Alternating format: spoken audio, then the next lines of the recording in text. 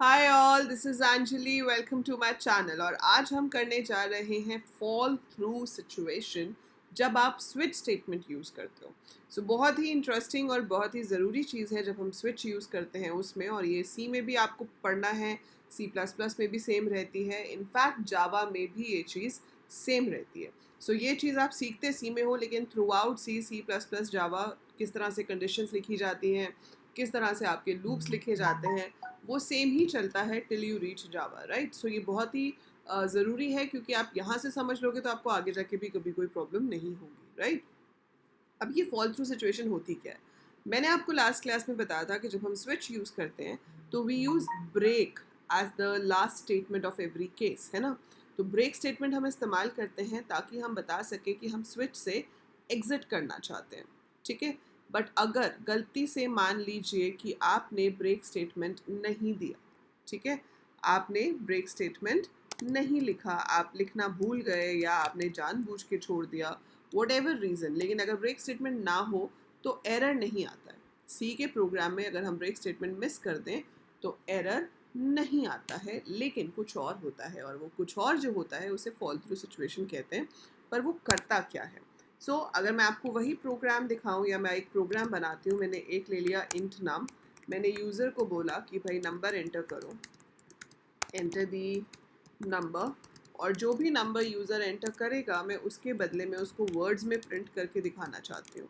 What I want to do कि अगर user ने 1 प्रेस किया तो मैं ONE प्रिंट करना चाहती हूँ, अगर यूज़र ने 2 प्रेस किया तो TWO प्रिंट करना चाहती हूँ। If I want to do something like that, तो मैंने लगा दिया switch num and I give case 1। Case 1 में जाकर मैं प्रिंट कराती हूँ ONE, राइट। मुझे यहाँ पे ब्रेक देना चाहिए पर मैंने ब्रेक नहीं दिया, मैंने केस 2 दे दिया, और केस 2 में जाकर मैंने लिख दिया प्रिंट F2 सेमीकोलन, केस 3 दे दिया, and then I write print F3।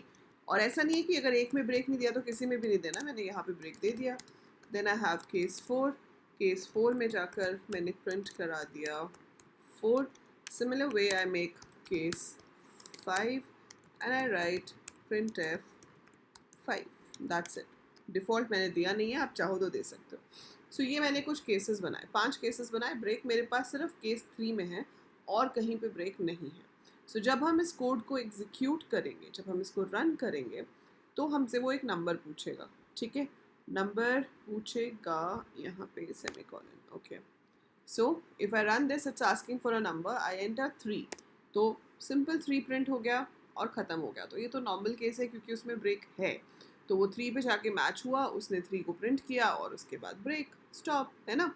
लेकिन अगर आप कुछ और एंटर करते, अगर आप यहाँ पर एंटर करते 1, तो आप देख रहे हैं इट इज़ प्रिंटिंग 1 2 3, और प्रिंट एफ अपने आप से नेक्स्ट लाइन पे नहीं जाता है, वो हमने पहले भी पढ़ा है।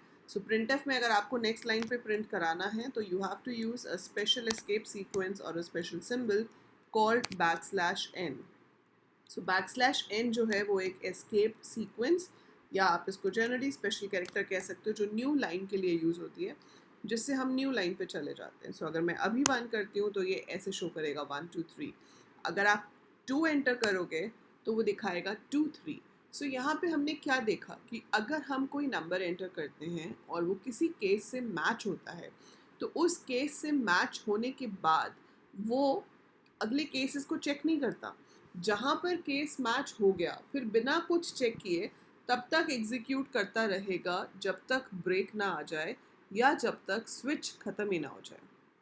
क्योंकि अगर मैं यहाँ पे 4 एंटर करती हूँ तो 4 में क्या आएगा, 4 और 5 दोनों, क्योंकि 4 के केस में वो यहाँ पे मैच करेगा, 4 प्रिंट करेगा, देखेगा ब्रेक तो है नहीं, तो आगे चला जाएगा, 5 प्रिंट करेगा, ब्रेक नहीं है लेकिन स्विच ही ख़त्म हो गया, ठीक है। बेसिकली जब एक केस मैच हो जाता है स्विच में, उसके बाद कोई कंडीशन चेक नहीं होती, लेकिन वो अपने आप बाहर भी नहीं आता।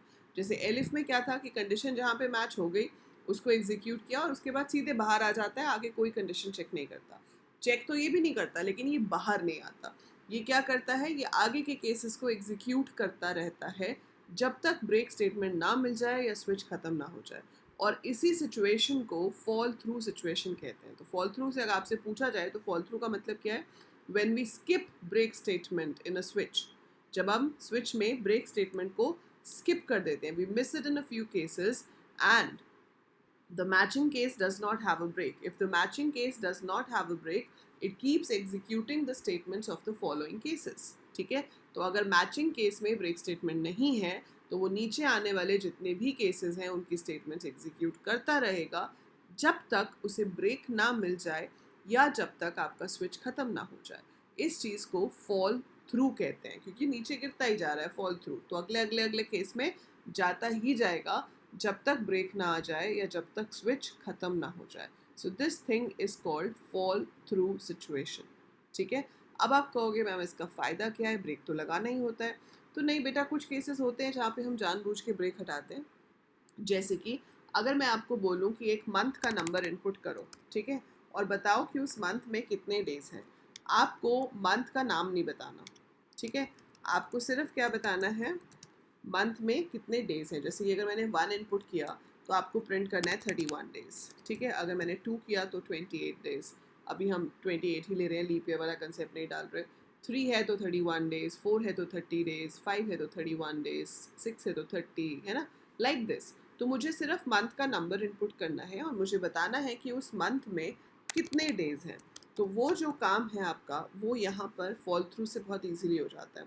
अगर मैं फॉल थ्रू का कंसेप्ट यूज़ ना करूँ तो मुझे केस 1 में लिखना पड़ेगा 31 डेज़, है ना, फिर मेरे को केस 3 में भी लिखना पड़ेगा 31 डेज़, फिर केस 5 में भी 31 डेज़, केस 7 में, केस 8 में, केस 10 में और केस 12 में. तो मुझे बार बार सेम ही मैसेज प्रिंट करना है, दैट इज़ 31 डेज़. तो यहाँ पर आपको ये मदद करता है. जब आपको सेम ही मैसेज प्रिंट करना है तो बार बार क्यों लिखो. तो आप ऐसे लिख सकते हो, केस 1, उसके अगली लाइन पे केस 3, अगली लाइन पे case 5, then we give case 7, then we give case 8, that is August. अगस्त के बाद आएगा आपके पास अक्टूबर और फिर आएगा दिसंबर. सो इनमें से कोई सा भी मंथ हो उसमें 31 डेज होते हैं. सो ब्रेक नहीं है, कोई भी और स्टेटमेंट नहीं है. यहाँ पे जाके मैंने ब्रेक दे दिया. अब यूज़र अगर 1 प्रेस करेगा तो भी फॉल थ्रू से गिरता गिरता गिरता यहीं पहुँचेगा, 31 डेज प्रिंट हो जाएगा, ब्रेक से स्विच ख़त्म हो जाएगा.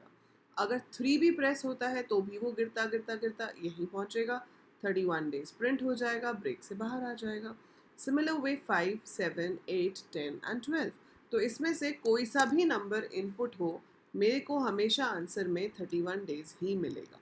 ठीक है, देन इसमें हम लिख सकते हैं 28 डेज और 28/29 डेज, डिपेंड्स अपॉन यू. एक ही ऑप्शन है तो इसको यहीं पे ब्रेक लगा देते हैं. अब केस 3 की जगह पर मैंने ले लिया केस 4, केस 6, केस 9, केस 11. ये वो मंथ्स हैं जिनमें 30 डेज़ होंगे. तो इनको मैंने एक साथ कर दिया कि अगर इनमें से कुछ एंटर हुआ तो 30 डेज़.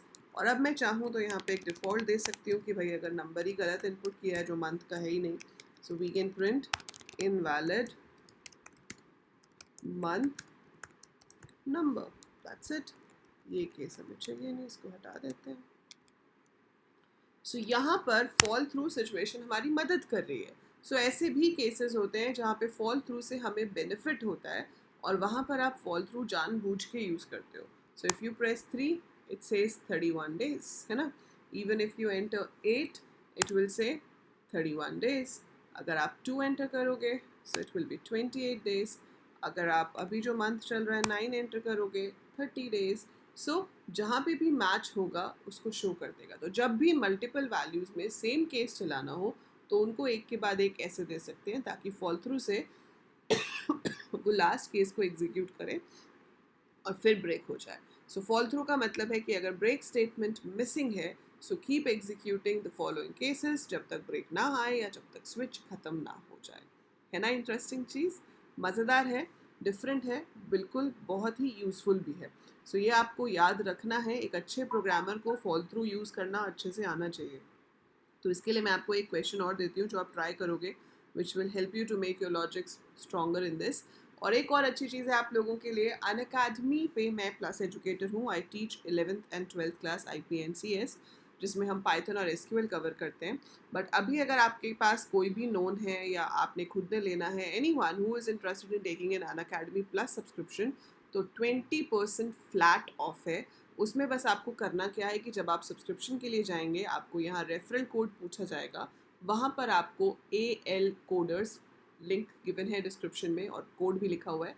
सो AL कोडर्स या अंजलि लूथरा मेरा नाम बिना स्पेस के आपको लिखना है रेफरल कोड में, and you will be getting 20% flat discount. So सब कुछ मिलता है यहाँ पे, आपको नोट्स मिलते हैं, लाइव टेस्ट सीरीज मिलती हैं, प्रैक्टिस, डेली प्रैक्टिस क्वेश्चंस मिलते हैं, और सिलेबस तो ऑब्वियसली बहुत अच्छे तरीके से टॉप एजुकेटर्स के थ्रू कवर होता ही है ना। सो ये आप ज़रूर कंसिडर कीजिएगा। अनदर थिंग इज़ कि हमारे पास जो फॉल थ्रू सिचुएशन है, इससे आप क्या ट्राई करोगे देखते हैं। देखो, जिसने ये बना लिया ना, जिसने ये प्रोग्राम बना लिया, चैलेंज है मेरा, ठीक है। देखते हैं कौन कौन ये चैलेंज को कंप्लीट करता है और कौन कमेंट में लिखता है कि यस मैम मैंने तो बना लिया। आपने एक प्रोग्राम बनाया था जो चेक इवन और ऑड, है ना, जो चेक इवन और ऑड। अब आपको इवन नंबर है या ऑड नंबर है, ये स्विच से बना के दिखाना है। समझ रहे हो? अब लॉजिक लगाओ, इफ नहीं लगाना बीच में, ना टर्नरी लगना चाहिए ना इफ लगना चाहिए। स्विच यूज करके बनाकर दिखाओ weather a number is even और ऑड। सो आपको आउटपुट, आप इनपुट होगा, यूजर से एक नंबर इनपुट करो, प्रिंट कराना है कि वो नंबर इवन है या ऑड है। तो जैसे मर्जी स्विच का इस्तेमाल आप कर सकते हो। So go ahead, try it out, और सॉल्यूशन आप कमेंट्स में भी लिख सकते हो या टेलीग्राम पे भी भेज सकते हो, the way you want, right. So ये आप ट्राई करेंगे, ये आपका होमवर्क है। और अगली लेक्चर में हम करेंगे नेस्टेड स्विच स्टेटमेंट, कि स्विच के अंदर स्विच कैसे यूज़ होता है। सो जैसे हमने नेस्टेड इफ़ किया था वैसे ही नेस्टेड स्विच भी होता है। So we will be doing that in the next video. Till then take very good care, और जाने से पहले लाइक का बटन दबा के जाओ, शेयर कर दो वीडियो को अपने सारे फ्रेंड्स के साथ, सारे क्लासमेट्स के साथ। कॉलेज नए नए खुले हैं अभी, सब लोग अभी पढ़ना शुरू करेंगे। तो C is your first programming language which you learn, even if अगर C++ आपके सिलेबस में है तो भी C वाला बेसिक सारा आना चाहिए।